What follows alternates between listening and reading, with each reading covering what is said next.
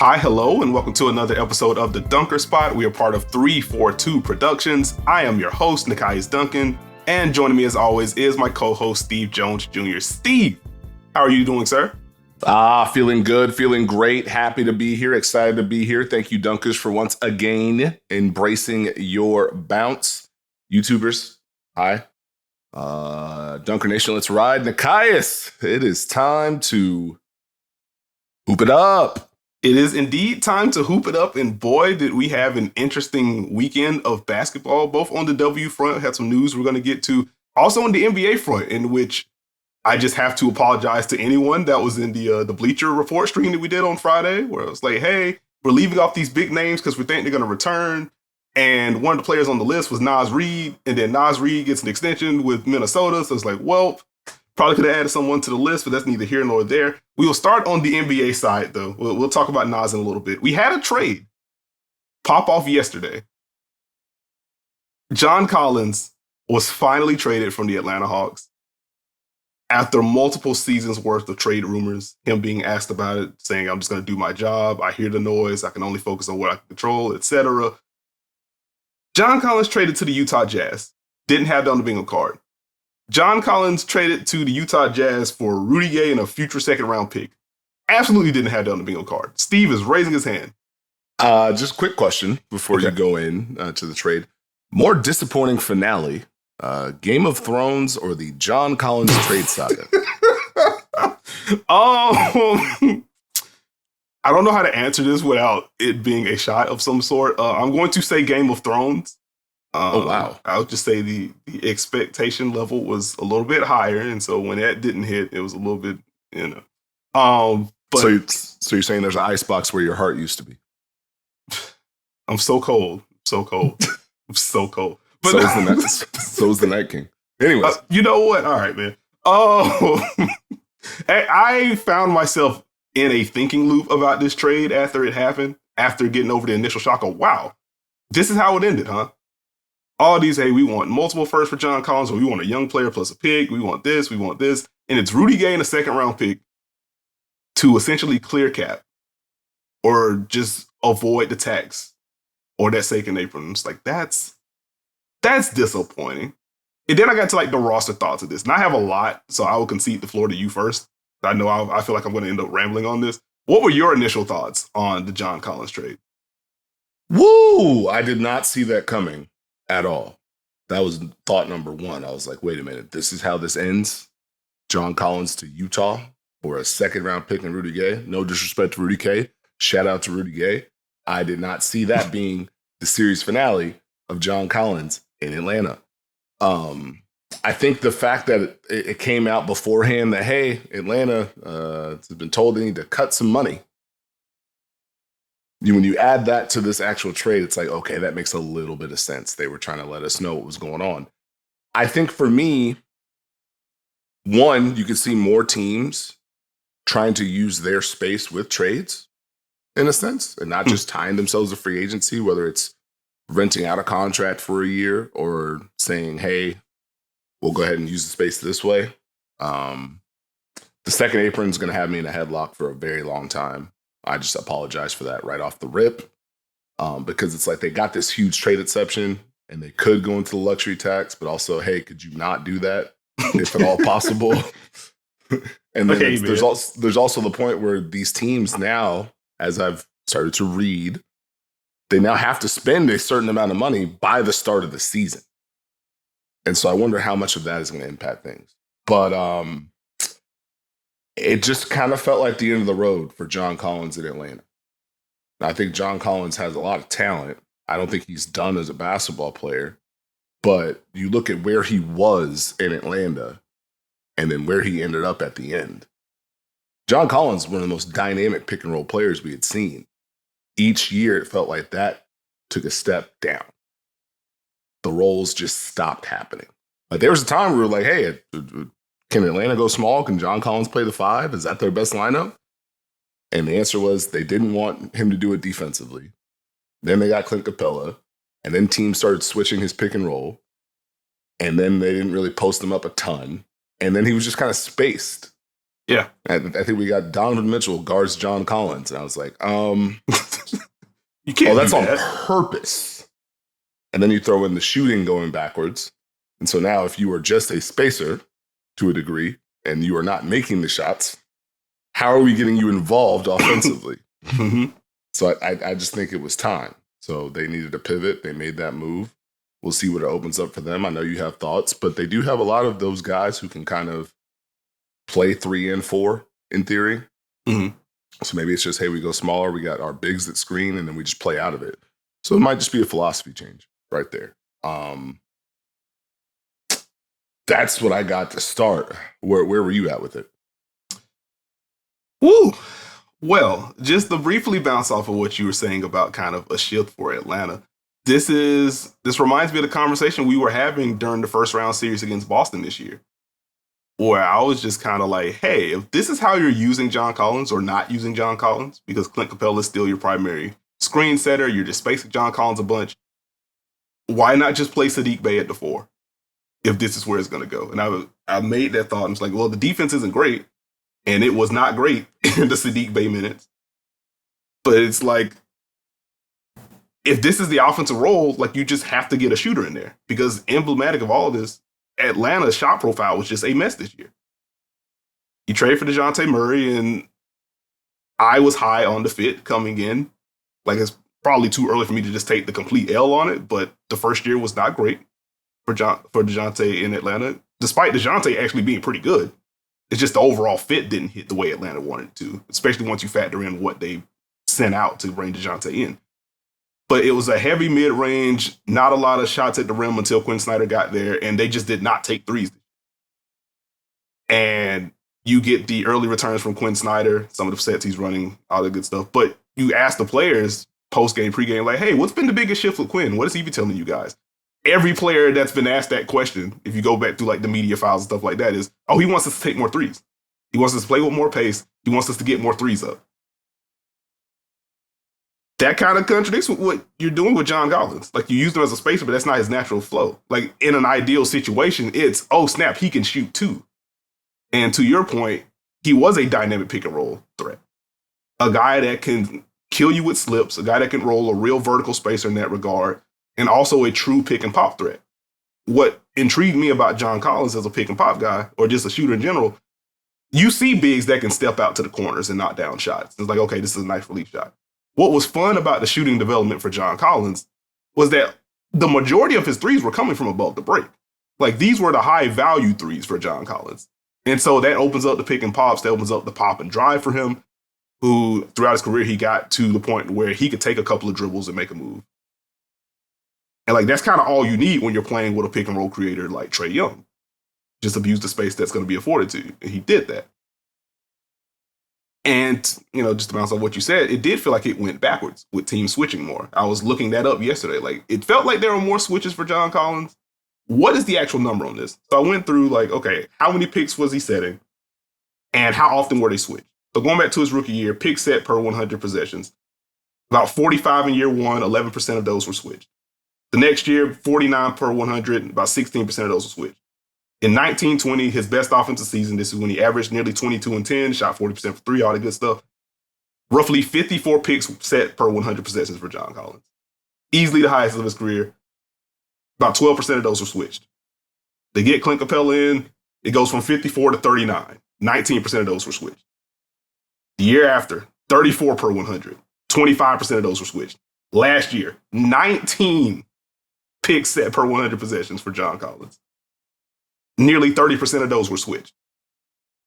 And if that's where it's going, like, yeah, Atlanta has to make a move.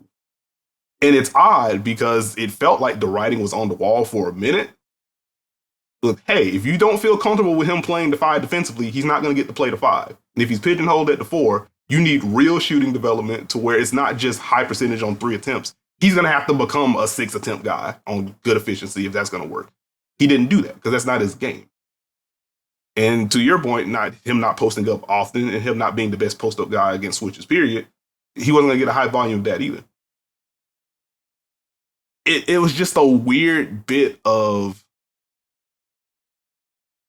utilization of John Collins And then when you zoom out and look at what the actual Hawks personnel was over the last couple of years, and then you factor in injuries on top of that, it just never felt like there was a way to really maximize what he could be in Atlanta. Like some of that's on him just because the development wasn't there, but the context also wasn't super great for him outside of I have Trae Young. And once some more of that volume started shifting to Clint Capella as a pick and roll partner, he got left out to dry a little bit. And so now as we get to John Collins in Utah, I wonder, one, will he be used in different ways? And I think based on what Will Hardy did in Utah last year, I think the easy answer to that is yes. But then I kind of look at, okay, who's the guard he's going to be with? Because he is leaving Trae, and the best pick and roll partner in Utah right now is what? We don't know Jordan Clarkson's back. It's Colin Sexton, who, going back through some film, he's made passing growth since his days in Cleveland for sure. But like he's not Trae as a ball handler. He's not Trae as an inventive passer. And so I just wonder, what are those opportunities going to look like in light of, and then beyond that, what are the lineups going to look like? I would imagine we see some 3 big units, or 3 big, quote unquote, if you're still sticking with Laurie at the 3, Collins at the 4, Walker Kessler at the 5. Like, let's see what that looks like. Is he still going to see the switching problem? And if so, is this the context in which that doesn't matter as much as it did in Atlanta? Because I do think the spacing in Utah is better than what it was in Atlanta last year. We shall see. I'm just kind of curious about the fit. I think it's a fair bet for Atlanta, for Utah to make. If it's just cap space, you send out Rudy Gay in a second, and you get a guy that is as talented as John Collins, especially when he's healthy. I think the shooting bounces back, assuming the hand is right heading into next season. It's a fair bet, but I do also wonder, will he be maximized here too? Because from a scheme perspective, I think he can be, or at least in a way that he wasn't in Atlanta. But from a personnel standpoint, I'm not sure yet. I just need to see what the rest of the offseason looks like. Is that fair? I mean, yeah, it's fair. For me, I think this is one of the better landing spots for John Collins. This is one of the better contexts for John Collins. When you look at the work that Utah did last year with Jared Vanderbilt at the start, playing with Lauri Markkanen and Kelly Olynyk, and him basically being the 5, quote unquote, and roaming and screening and being able to space, be at the dunker, be involved in handoffs. It's the variety of actions for Utah that stands out to me. Mm-hmm. It is the movement that they have. So it's not going to be stagnant. He's going to be asked to do more than one thing. So I think the context is going to help him out better. Even if the guard play takes a step back, there may be less of a desire for teams to switch. If there's more pace, there's more tempo, we're not as worried about the ball handler. We may give you base coverage. If John Collins gets base coverage again, it probably looks a lot different. And also, it's a different set of results. Atlanta had to win during this stretch. Once they made that conference finals run, they took that and said, nope, we're here. Now, they weren't, but they made moves as if they were. And those moves didn't really accelerate the growth of John Collins, as we've discussed. I think being in Utah, where the expectations are lower, where the usage is going to be there, probably more freedom. I think the overall context changing is more important for John Collins. Mm-hmm. And this is probably the best space that he could ask for because of the experience that Utah has with multiple bigs. Mm-hmm. I think it's a win for him. Okay, that makes sense. Like, I also think it's a win for him overall. I just wonder, like, if the goal is we will get the 100 percentile version of John Collins, like, is Utah the spot because of like lineup personnel, stuff like that. But I think, again, this context is just better for him than Atlanta's, period. I think we both agree there. And I would also say, like, I saw some rumblings like, hey, why trade for John Collins when you just drafted Taylor Hendricks, stuff like that. And like, I think that's also fair. I do think, I guess based on what happens with Kelly Olynyk and stuff, like, I do think there are going to be more minutes at the 5 for John Collins. I guess he would just be the pseudo backup 5 for them.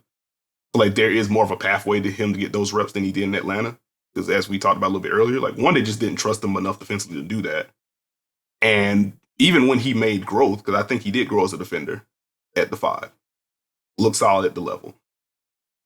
They also couldn't really afford to do that because they had Onyeka Okongwu in the wings, which to the Atlanta side, he becomes even more important. His development becomes even more important heading into next season. There were there were some pretty big stretches last year where it felt like Onyeka is just their best center. And so I'm curious to see how he's able to build upon that and what that looks like next year.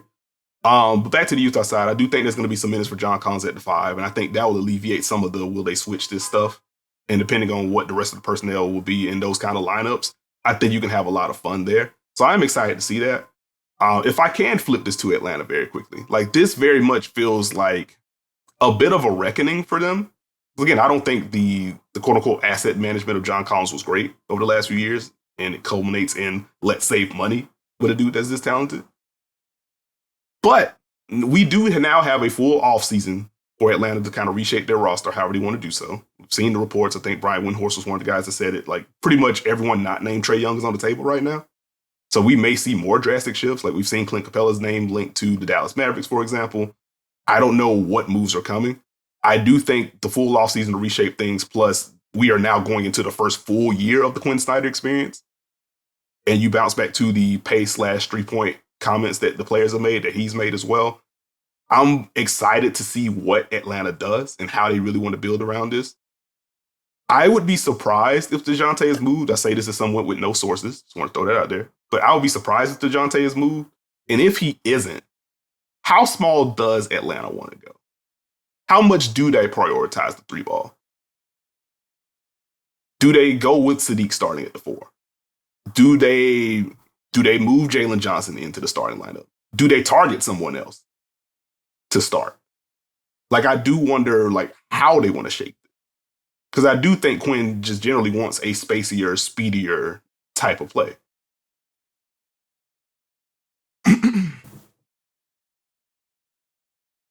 I would guess that we see more of those wings turn into 4s for Atlanta, if I had to guess right now. And then let's try and play as many of these 2-guard lineups as we can and live that way. What are your thoughts? I think that's fair. Like, again, like I think at the very least we see more Sadiq. The slide in there is like, okay, cool. If we do keep Clint, or if Clint's moved and we we slot Onyeka in as the starter and he just takes that job now, like it does make sense to have like a high volume bomber at the 4 to really spread things out, especially if you're sticking with Trae and DeJounte, in which DeJounte was fine on catch and shoot threes last year. Was it enough to really bend defenses and force hard closeouts? Not really. And like most of Trae's, the 3-point shooting took a step back for Trae Young last year after the career year the year before. But most of Trae's threes are coming off the bounce, so it's not the same level of gravity as you would get from like an off-ball bomber. So like I think they need to prioritize the spacing 3 through 5 as much as they can, which also makes me wonder if the Hawks are still going to make another like big salary move this offseason. If it's not Clint, it's probably going to be DeAndre Hunter. Just reading tea leaves. There's another guy that's just been linked to different places and has had his name in the rumor mill, because he's also not the high volume 3-point shooter to make defenses like think. And in light of, the pace thing that Quinn would want in terms of, pushing after misses, but also just quicker decision making in the half court, DeAndre has never really fit that mold either. And that's typically looked better when he's been at the 4. I wouldn't be surprised if we see something there. But I'm with you. Like, I do think it's just going to be the 3s going to 4s and just trending a little bit smaller alongside whoever that 5 is going to be. And I guess on the 3 front, it's going to be cool to see more AJ Griffin in year 2, because he was quietly one of the better rookies last year for just falling out of the rotation for a bit in March and stuff. But they're going to need his shooting and his secondary playmaking. Showed some nice flashes last year. So it's going to be cool to see that. But the Hawks have some questions. Did you have a thought? Well, no, I'm going back to those Utah teams. Conley, Mitchell, Royce O'Neal, Bogdanovich, Rudy Gobert. Is Quinn trying to get to that? And you say, hey, I'm excited to see some more AJ. You go see some more Bogdanovich, buddy. Boy, are we. It's just how much more will we see of him? Because it's just the health for him. When he's there, secondary playmaking is going to be there. The shooting is going to be there, either on ball or off movement. Like, he's a very valuable piece for this team. He just hasn't been able to string together healthy seasons.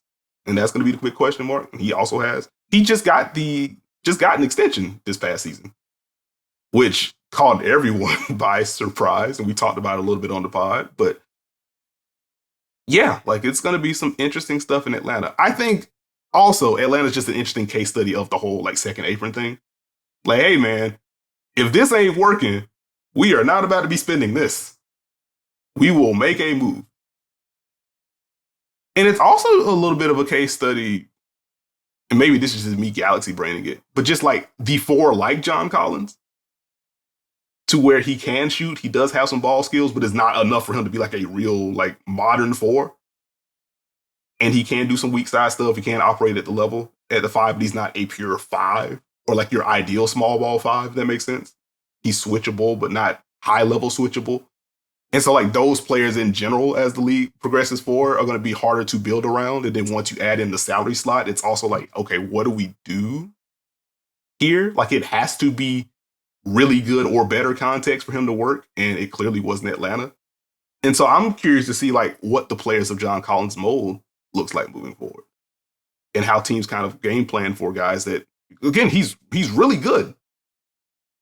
Like last year was, aside from the rookie year, like the worst offensive season he's had.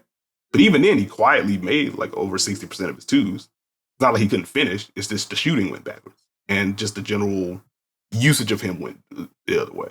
So like there are uses for John Collins. No one should lose sight of the fact that he's actually a really good basketball player. It is just, it's a tough archetype to build around if it's not upper tier elite talent. And he is a sub elite talent, even though he's really good. So it's a fascinating like team building situation as well. But he is this will be the interesting part to see. Was he a victim of the context, or is this just who he is? Because again, this is probably the best place for him to showcase some of that versatility. But with these players that are quote unquote fours, you've got to add something to your game to give you that staying power. Maybe you don't have to be a knockdown shooter, but can you knock down these shots? Can you drive closeouts? Can you mix in a roll? Just how much can you put back on the table for us? With John Collins, it got into a really weird place in Atlanta where he just got away from it. So now we're going to see, was that just the Atlanta context, or this is where John Collins is thought of in the league? Like I always say, you don't want this to become your story. Yeah. And if that carries from Atlanta to Utah, then he's got some real mirror conversations to have.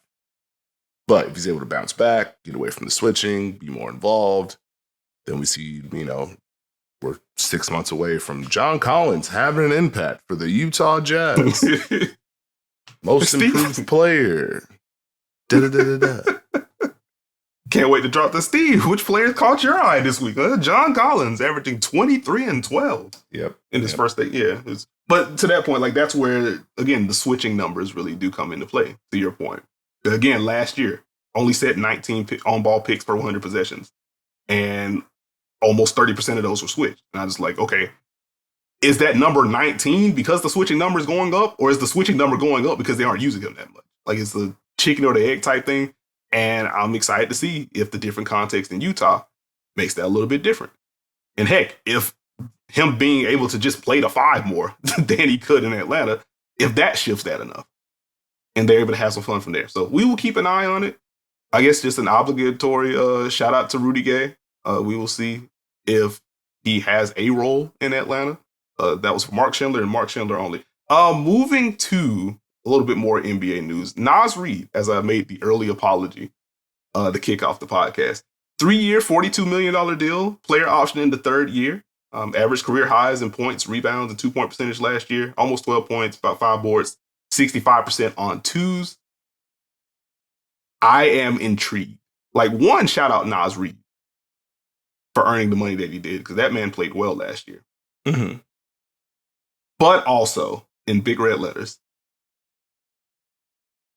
that is $342 for Naz Reid, and I am not even going to cite the Rudy Gobert and Karl Anthony Towns contracts. Why not? The people need to know. Inform the public. Rudy Gobert, lots of money. Karl Anthony Towns, also lots of money. That is a lot of money stocked into fives, which it's cool if the skill sets diversify enough. But like the only pure shooter of the bunch is Cat. And, similar to the John Collins thing, which for your franchise player, you don't want to hear similar to John Collins in this context. But we saw what switches did to Karl Anthony Towns. As Steve in particular has harped on, we saw what switches have done to Rudy Gobert. you can't really comfortably switch against Naz Reid, but also if he's the one you're not comfortable switching against in light of the other two, that also doesn't seem super ideal. And then you look at the numbers with Naz and Rudy Gobert on the court together last year. The Wolves are outscored by 55 points in nearly 200 minutes. When Naz and Cat were on the floor together, not a large sample because Cat missed a lot of the season, a minus 15 in 85 minutes. So maybe that's more tenable with a larger sample size, but there are defensive concerns with Cat and Naz together. There are some offensive concerns with Rudy Gobert and Naz together. And so I just kind of go back to, you can't really afford to lose Naz because he's good and homegrown to a degree. And he has a versatile enough skill set to where you can envision him being a big part of two big lineups. But the results haven't been there to this point. And again, that's just a lot of money tied up in the 5 room.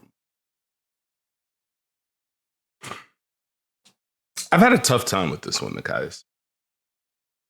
Because one, I absolutely want to salute Naz Reid for the work that he put in last year. Yeah. Because he deserved it. He earned his way into that. Now, obviously, Kat and Rudy both had absences, but Naz Reid kept showing up over and over and over again, holding it down to the point when everyone came back, you still had to play Naz Reid. Mm-hmm. And so, honestly, it got to the point where it felt like Naz Reid was probably the one person who could play with both of them, as opposed to them playing with each other. And so I get not wanting to lose him. I get, hey, paying him market value. I mean, because if you are big and can do things, you are just going to get that. It's just going to be right there for you. 10, 14, 15, you're really good, 20. And then I guess the hope is, okay, if we pivot and if we trade, we'll still have 2. Now, I know a lot of people were like, well, I guess this means Cat's being traded. I don't think so. Like, I think everything is very clear. 1, I don't think the GM is going to give up on it too early. 2, if you go back to what Chris Finch said at the end of the season, that they have to do a better job of figuring out how to make it work for those 2. Like, I don't think this is just going to be instant, immediate. I could be wrong. This could be the move before the move. Mm-hmm.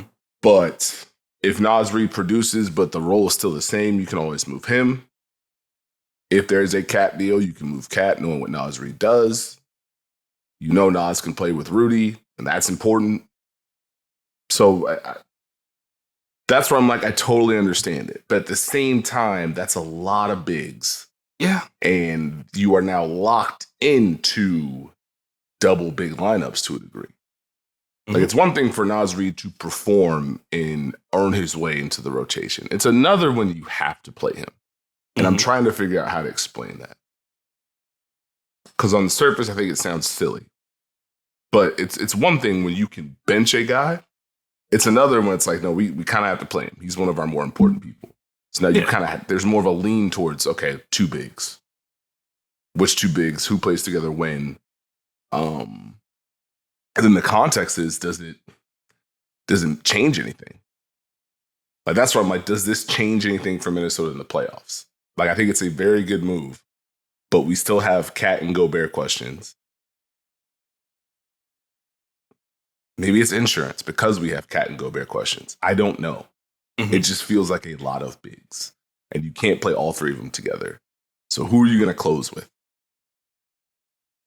Or maybe it's not even that serious, and hey, they just want to bring him back. Good vibes. Keep hooping. We'll see what we can do for you. I'm not sure.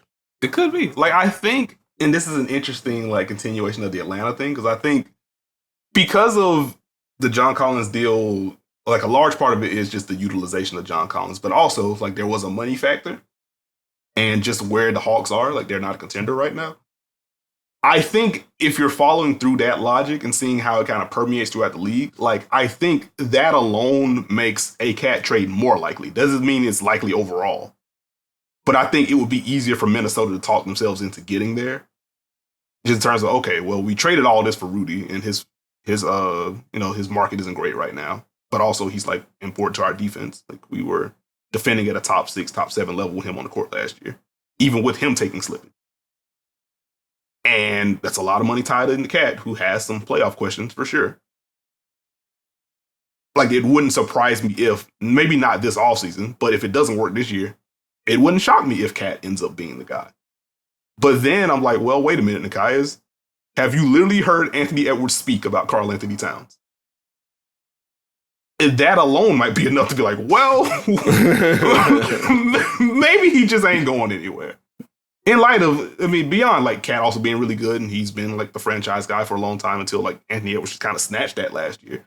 But yeah, like it's a really interesting situation in Minnesota, which, you know, similar to the Hawks thing, I was relatively high on the Rudy Gobert trade, and that was one that did not end up super well in year one. So we'll see what year two looks like. Again, just a resident smart guy here. But no,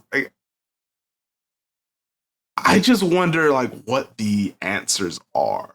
And I guess we don't really see that until Minnesota finishes this free agency period, which free agency just kicks off on Friday. Like I just got to recalibrate my brain. I'm always used to like, all right, moratorium period, like July 6th or whatever. And it's like, nah, it's a little bit quicker this year. So just got to get myself ready for that. But anyway, got to see what Minnesota does free agency wise. And then, you know, with a full / healthy offseason, and if they could play for a month and a half in a row without someone going down for like 3 months, that would be ideal. So even if it doesn't work, at least you're able to fully exhaust your options. That would be cool to see in Minnesota. Like, it's fully exhausted. And if it doesn't work, we make the pivot from there. And I think that's where, if that pivot is coming in the front court, it makes sense that you have Naz on, honestly, a value deal for what he does. Again, it's hard to overstate like how versatile he is offensively. This is a guy that can knock down threes, not just knock down threes, but knock them down above the break. Those are high value. He definitely can put the ball on the deck. Like I cited this stat during our Bleacher Report stream that I had to apologize for the Naz Reid inclusion. But among, I think, 199 players with at least 200 drives last year, the Wolves generated 1.19 points per possession on the possession featuring a Naz Reid drive. That was fourth in the NBA, behind Joel Embiid, Luka Doncic, and Kevin Durant. The fact that he could even find himself in that company is wild. Like, it's also a little bit of sample size. Again, 200 drives. But he has legitimate ball skills. And with the way that Chris Finch likes to use his bigs, we've seen it with Cat, we saw it with Naz Reid, the delay stuff, just letting him operate above the break. That leads to some fake handoffs, some drives from there. Like, he has a real level of versatility to him. He's a fun guy to have around. And so, like, in theory, he could space enough and could drive enough to make the him and Rudy pairing work offensively. And he definitely can fit alongside Cat because of the way that he can shoot. And that opens up some of the driving lanes and stuff for him there.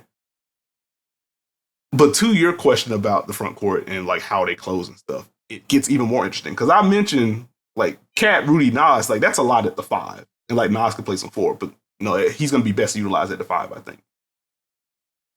You also have Kyle Anderson, who was very important for them and was basically the Rudy whisperer until activities.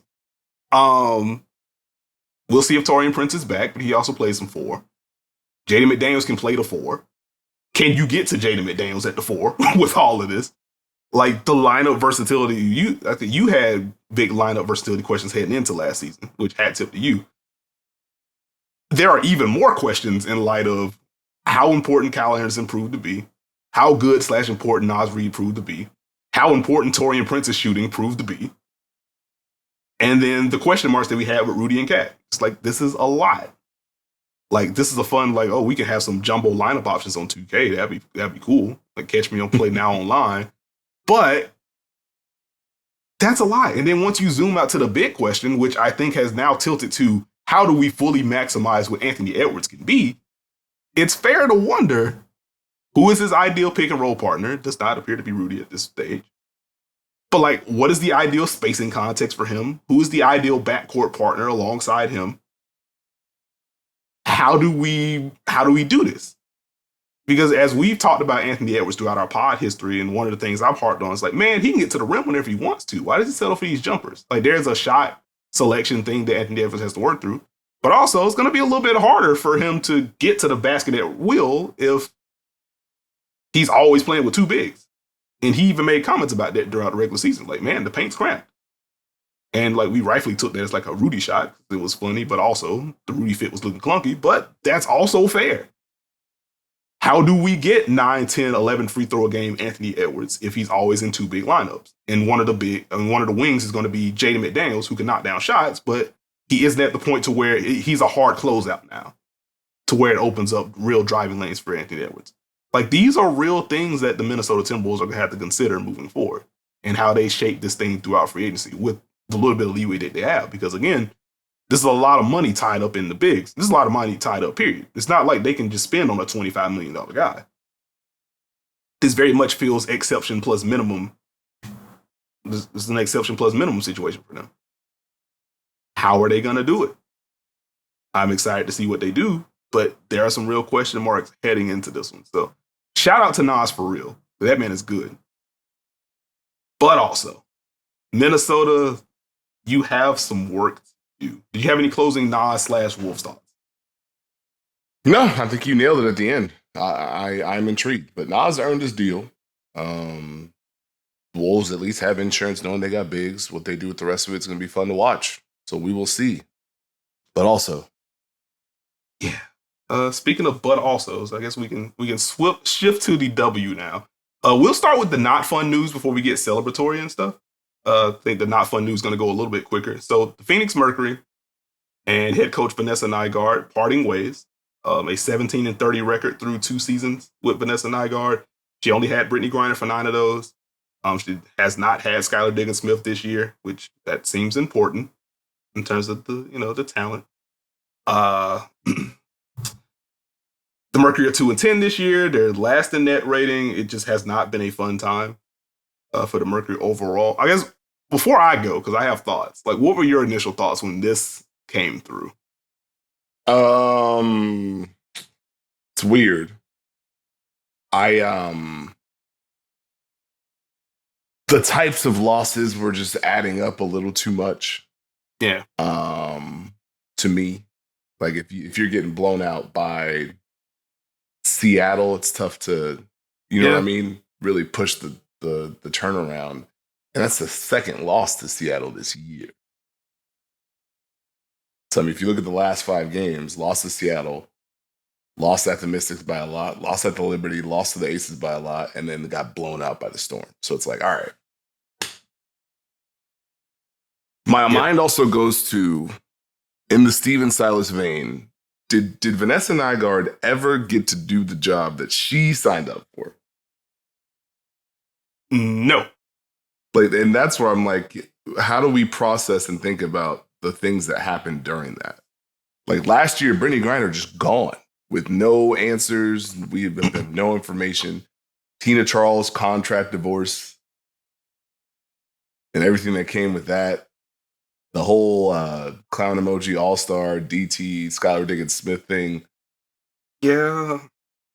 Couldn't afford that during that season.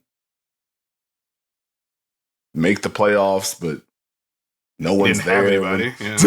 when you're in the playoffs, then you get Brittany Griner back. But you have no Skylar Diggins-Smith. And I think I was higher on the Mercury to start, so I'll take my L here. Mm-hmm. But early on, you could see, okay, I understand what they're trying to do. Do they have the folks to do it, though? And as it went on, it's like, they do not. Not so much. And then it's like, oh, they also can't guard. The defense isn't great. So it's like, hey, Brittany Griner, please do stuff. Diana Taurasi, please do stuff. Sophie, are you making shots? Shook Sutton, please help us. Mariah Jefferson, please help us. Yeah, this is like... Kaylon Yere, please help us. And then you look up and you're down 20. It's like, oh. So I was more just like, dang, that's tough. It's kind of tough for all parties involved. What were your thoughts? Yeah, like my initial thoughts were, one, I'm surprised that this happened now. Like I figured, especially in light of, again, they just haven't had Skylar this year, and we're not sure if they're going to have Skylar this year. That's a whole nother thing. We're not sure if they're going to have Skylar this year. Like they've had to stretch with BG and Diana Taurasi missing games at the same time. And it's just like, okay, like maybe you just wait to the end of the season, just go full reset and see like what you want to do with this roster. Because it looks like you are very much just heading for a very fruitful pick in next year's draft. But then as you cite some of the stuff that came up last year, like clown emoji stuff and everything like that. And then there were like some comments over the weekend that were weird. And then she's fired, and immediately, like, one, just quick shout out to Nikki Blue for getting the interim tag for the rest of the year. But also, like, the comment there, just like the players have a renewed sense of confidence. I was like, wait, that's interesting to read based on like how this happened and how quickly it happened. And I just wonder if like the locker room stuff, like maybe there wasn't anything like toxic or anything. Like I don't have any reporting on that front. But maybe the locker room just got to a point where I just don't want to hear her anymore. And if it got there, then it's worth doing so even in a season like this where, okay, we already know we're not making the playoffs with this roster. Let's just go ahead and rip the Band-Aid off. Let's get through this. But with her, it was also just hard for me to judge like how good of a coach she was, like just tactically. And I made like a mini tweet thread about it. It's like I felt like the offense was a little like bland from X and O's perspective. But like also, how many shooters did they have on the roster in her tenure? How many movement shooters specifically did they have on the roster during her tenure? And like with no Brianna Turner there, with no Brittany Griner there, like who was your roller last year? Like it's Brianna Turner, who is notably not a scorer.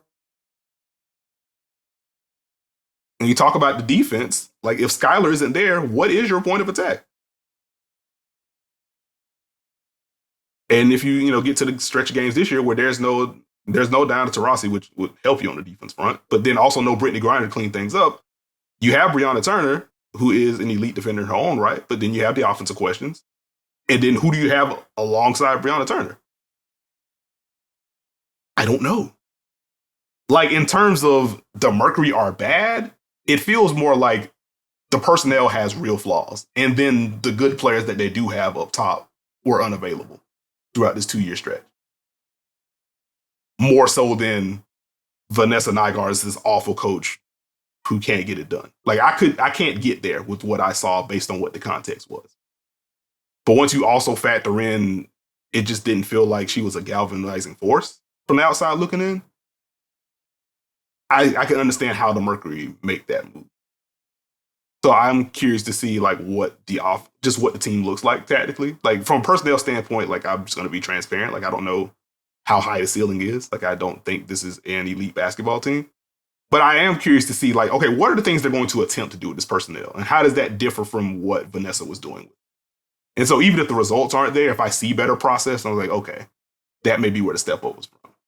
I can see more creativity here. It's easier to project what this could be or what types of players they should be looking for heading into the offseason. So we will see. But man, it's just been a really weird. We're so far from like the opening weekend and how dope that was to see Brittany playing and just the general excitement around the team and the franchise. And now it's 2-10. A coaching fire. Not ideal. Also on the not fun front, we will go to Connecticut. Bri Jones suffered an Achilles injury. She is out for the season. She was in the midst of averaging a career high in points and rebounds and assists and also steals. One of 6 players in the W that was ranked in the top 20 in points, rebounds, and steals, joining some names you might have heard of, Breanna Stewart, Asia Wilson, Nneka Ogwumike, Nafisa Collier, and Satu Sabally, all All-Star.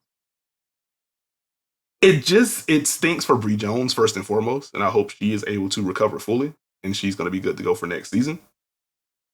On the like silver lining front, I am intrigued by Alyssa Thomas, you are now the 5, and what that means for Connecticut moving forward. They are 2-0 since Jones' absence.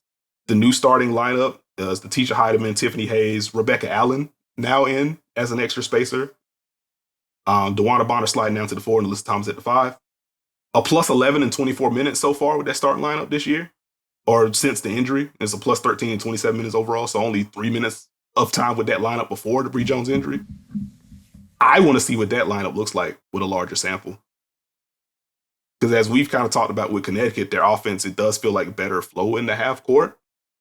I quibble with some of the like pace stuff because they still generally play slower overall, but it does feel like the half court tempo is a little bit better. There's more connectivity in the half court for sure. And now you're just adding more shooting in the lineup that opens up more room for Alyssa Thomas to operate, which what a player Alyssa Thomas is. I have more thoughts on that. We'll move.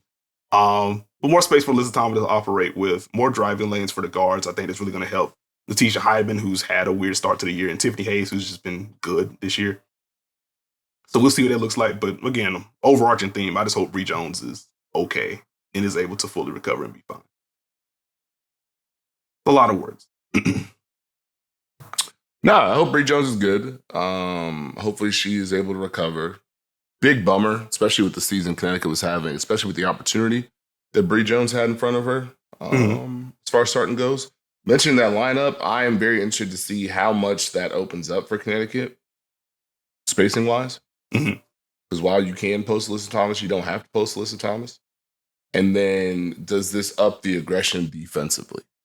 And does Connecticut maybe turn things around there, become more active? Because the big thing is 2 games, 2 wins, but 2 games where the defense was said, you guys just aren't going to score. Yeah. And that's where it becomes, okay, does this get a renewed effort from them? Can they now drive on the other end? Does it open up more opportunities for their guards? Do we see a different Tiff Hayes? Do we see a different Dejanay Carrington? Do they have more opportunities? Does Harris have more opportunities? Does it open them up that way? Because they're not going away.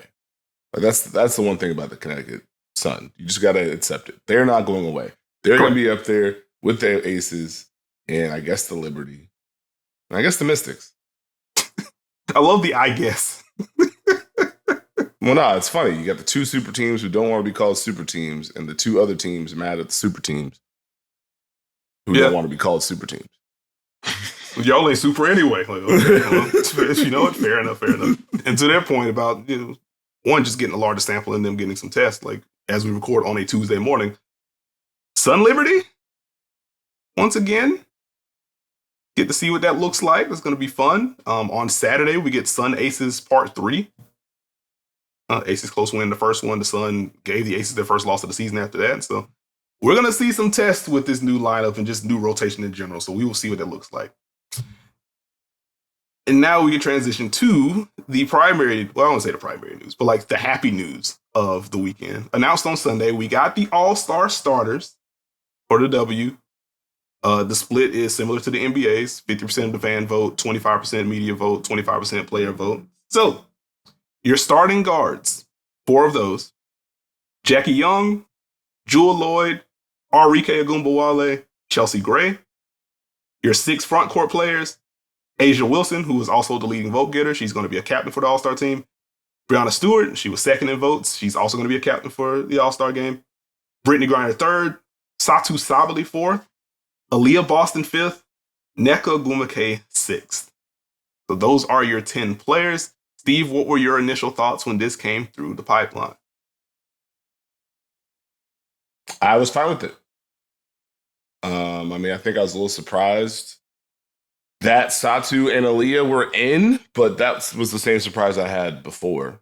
So I think I had Elena Deladon in, but if Satu and Aaliyah Boston are in, plus the other 3 were locks to me, there's only so much room. So salute to Satu for the year she's had. Salute to Aaliyah Boston for the year she's had. And the interesting part is like, Aaliyah Boston was right there with the players. She was 6th with the players. The media who had her out. Satu was consistent across the board. So I wasn't as surprised. What were your thoughts to start? And I guess actually I'll get my guard thoughts out the way early. Those are also the 4 I had. Okay. Like I just didn't. I wasn't going to be surprised the Aces got 2. But that's pretty much how I felt. What about you, man? Okay. Like this man said he had a rant and threw me the ball. What you mean? I knew similar to the John Collins things, I knew I had a lot of thoughts. I was like, you know what? Let me not speak for like 10 minutes straight. And like, Steve, what you think? Like, well, I have 12 things to respond to. I don't know what I think right now. So I wasn't going to do that to you. But I think, first and foremost, congratulations to everyone. That's funny. But congratulations to everyone. And I think just looking at the 10 who made it, like, I have some quibbles and some disagreements, and I will get to those very shortly. But, like, in terms of the actual pool, like, there wasn't anyone that I, like, super disagree with. It isn't a, what are you doing here? Or, like, to go to, like, the I guess if we go to the NBA side, like there's no Andrew Wiggins on the list for me to where, okay, you're good, but I don't know if you should be all-star starter. Like I don't have one of those. I prefer this player, but I don't have anything egregious on that front. I think the closest I get to egregious on the all-star front would be Alyssa Thomas not being a starter.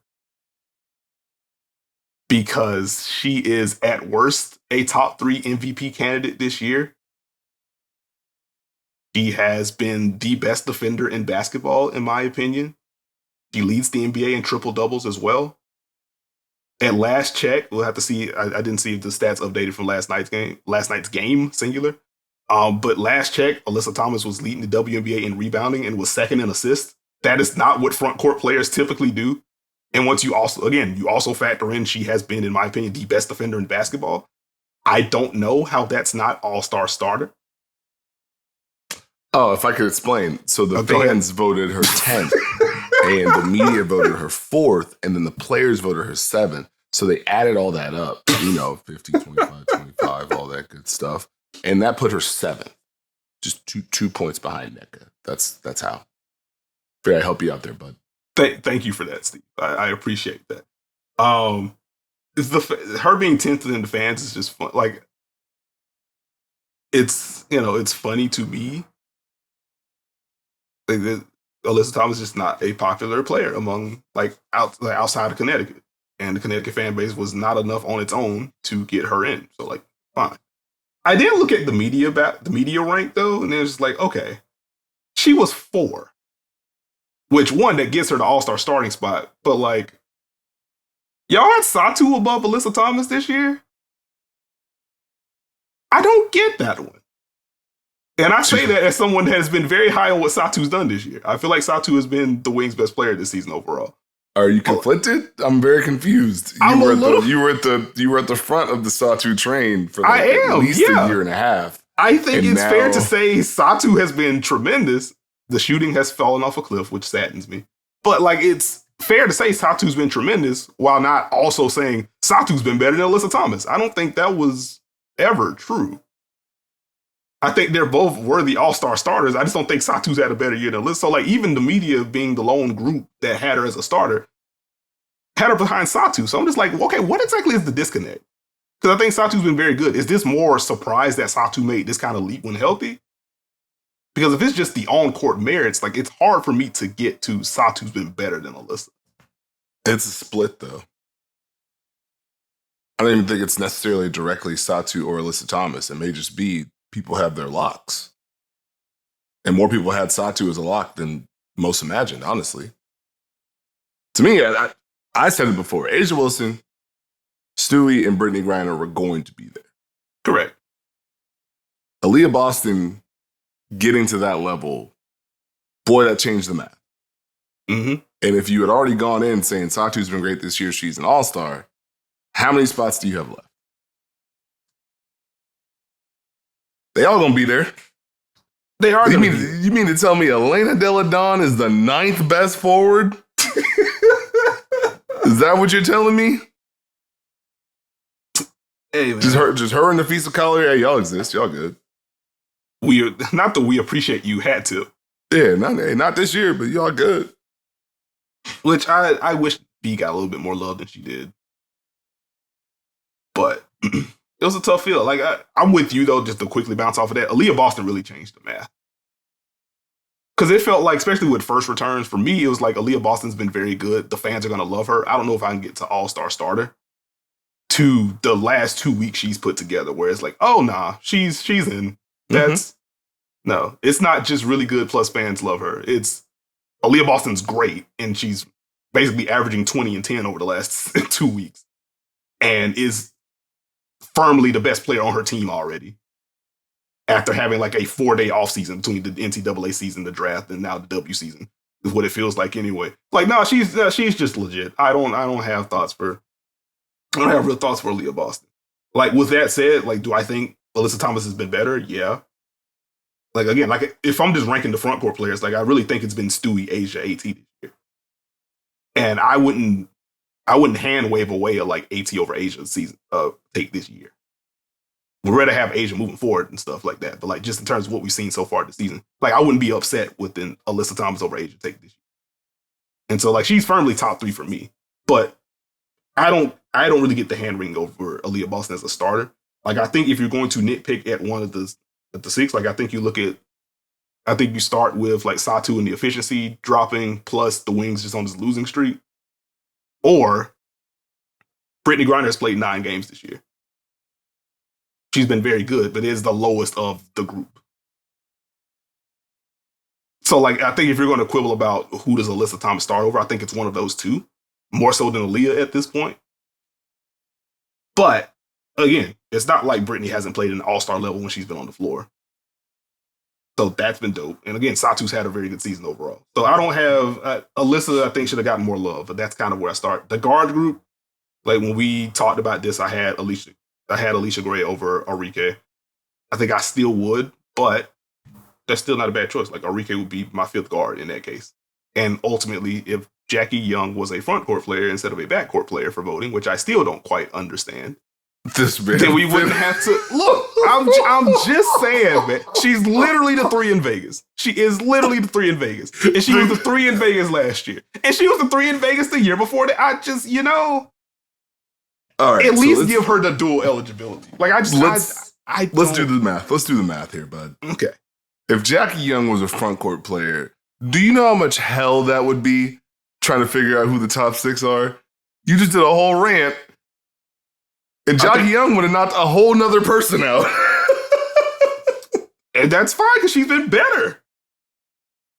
I don't mind it. Like, if Jackie Young was classified as a front court player, like I believe she should have been, like, Jackie Young is the 4th forward for me. Okay. Stewie, Asia, AT, Jackie. And then we figure out what the last 2 spots are going to be. It would have been tough because the group is talented, but that feels pretty straightforward to me. Okay, I see what you're doing here. And then my 4 guards are just what the 4 guards are. So you want Kelsey Plum to be an all-star? You want the whole Aces line to be all-stars? Is that what you're telling me? No, I'm saying like if Enrique's in, like that would just be. I guess Kelsey would be in. Like I would have Alicia Gray, but like my point was basically like I would have Alicia Gray and Enrique swapped. And so if Jackie Young isn't there, then I'm fine with it just to be Enrique. Enrique would just be there. Like Kelsey would still probably be 5 for me. She is knocking out shots again, so there's more of an argument there. But she's ranked number 1, 1, and 2. No, I understand. I'm saying my personal ballot. I'm not fault. My 4 guards. They were Jackie, Jewel, Chelsea, and Alicia. If Jackie was a front court player, then my 4th guard would be Enrique. That's what I'm trying to convey. Anyway, please put some respect on Alyssa Thomas' name. Were there any other, I guess before we close this out, were there any other ballot choices that caught your eye during this? The player vote for Sabrina Ionescu? Yeah. Yeah. 19 in the player rank for Sabrina is stark. Like, that's just funny to look at. 6th in the fan vote, 6th in the media, 6th in the fan vote, 6th in the media vote, 19th in the player rank. Diana Taurasi ranked higher in the player vote than Sabrina did. Like, that wasn't super surprised. Like, I just didn't see that one. Also, just seeing how inverted things were for Kelsey Mitchell, 10 in the fan rank, 13th in the media rank, which Kelsey below Diana in the media rank. I have a lot of questions. But anyway, 10 in the fan rank, 13th in the media rank, 5th among the players for Kelsey Mitchell. They really respect what she does on the offensive side of the ball. Pick and roll, ISO, the drives, the pull-ups, the off-ball movement. She is one of the hardest players in the league to cover. So that does not surprise me at all that we got there. I'm unsurprised. Like, I guess, like, it's another year of Elena not ranking high among, like, the players, which is interesting to me. Like, I figured, like, her brand of bucket getting and what she does in the mid post and below, like it would be a similar man. It's really difficult to guard her. So like I wonder what the disconnect is there. Because I don't, I'm not sourcing anything. Like I don't think they care about like games played like I would as a fake voter right now.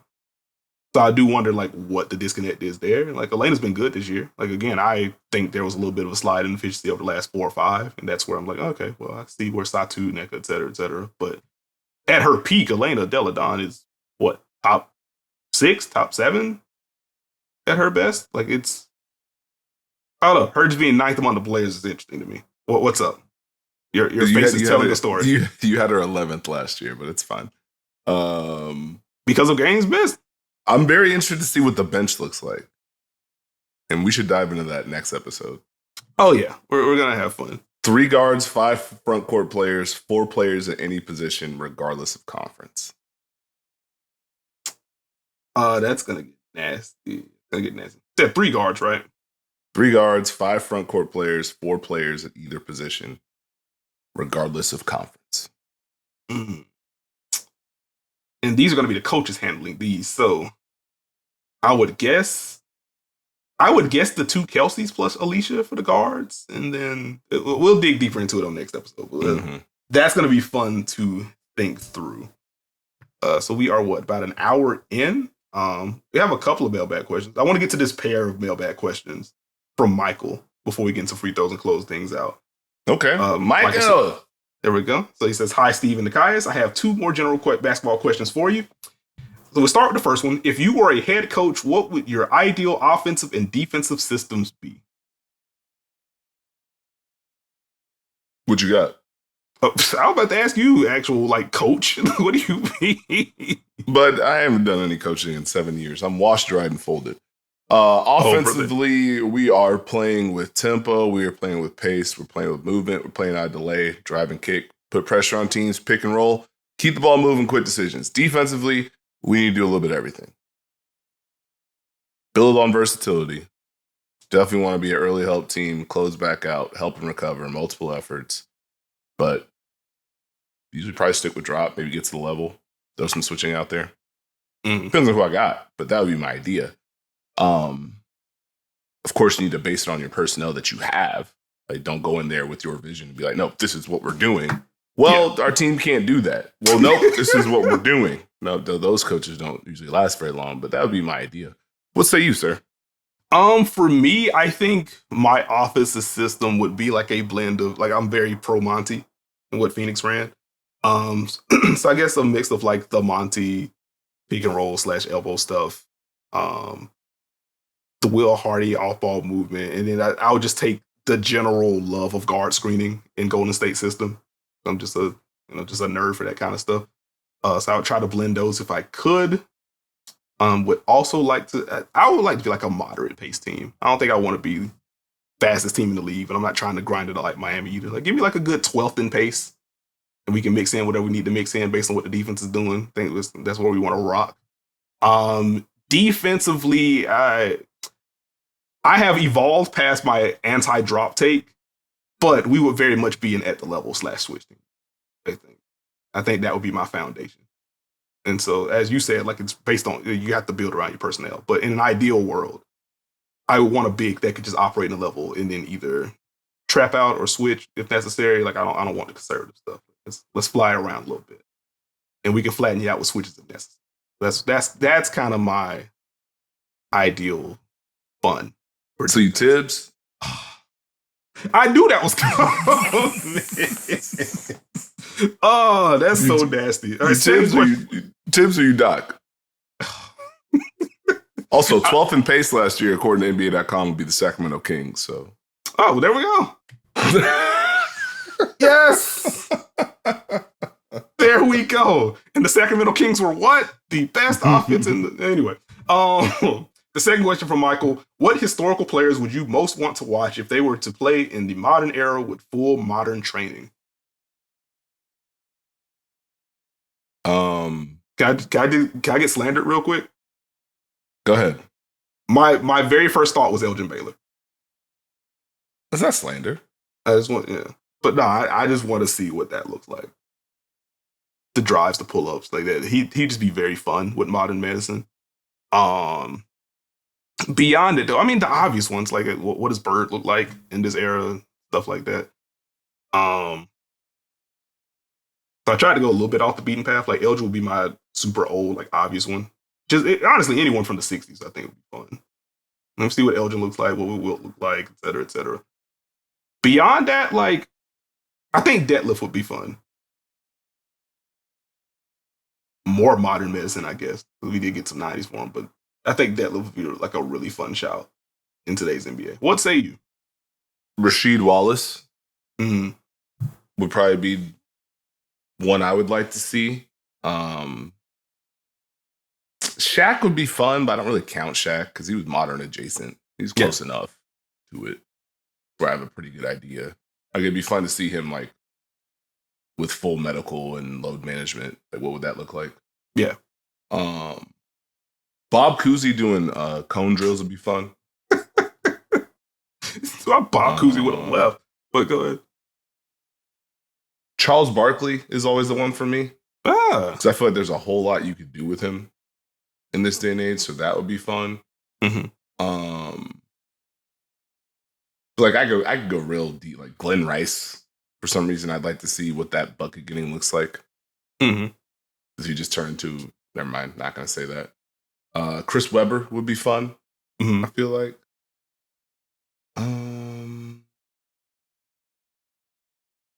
And you want to go old? Like, how old do you want to go? I mean, Elgin Baylor was my first name, so I mean, if that gives you any kind of baseline. The great Bill Russell would have been fun.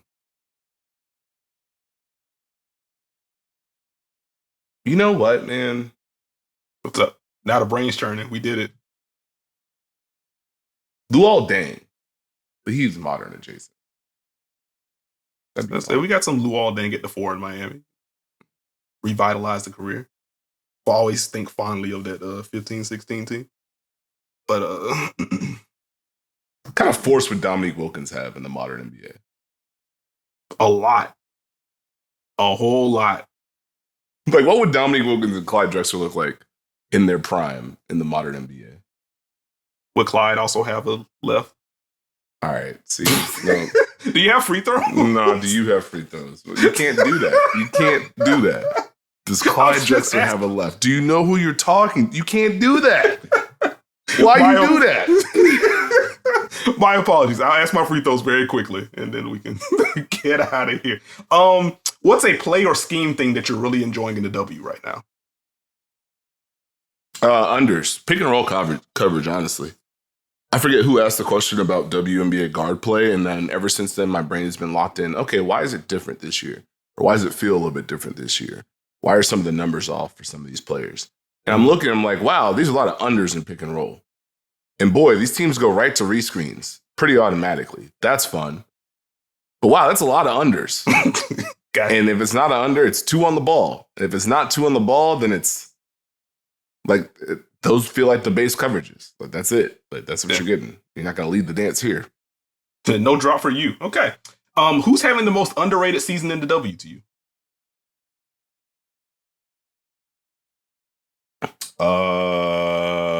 Well, that's an interesting question. I wasn't ready for that.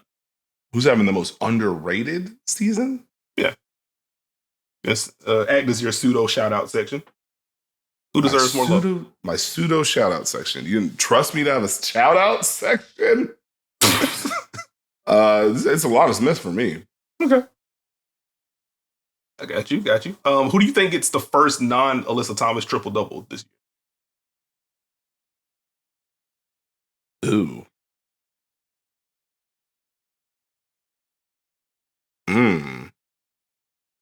As Steve thinks, Alyssa Thomas has 2 this year and has flirted with many others.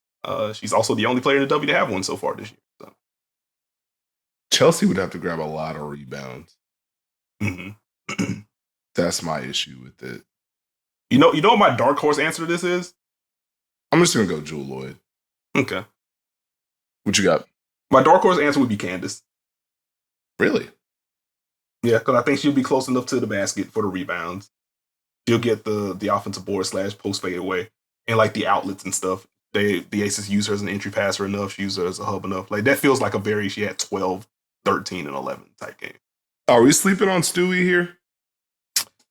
Honestly, the Liberty probably have the two best candidates overall, if I had to guess, between Stewie and Sabrina. I think Stewie would just be held by the assists. I don't think Jewel Lloyd could get enough assists and or rebounds to accomplish the goal. This is a fun question. I enjoy it. There we go. We're going to do an episode on it soon, but who is your MIP right now? Oh, dang. I was still looking up... I'm still looking up the other ones. Satu Sabali for me. Okay. Better defender this year, Natasha Cloud or Brittany Sykes? Brittany Sykes. Okay. Shakira Austin or Ryan Howard this year? Shakira Austin.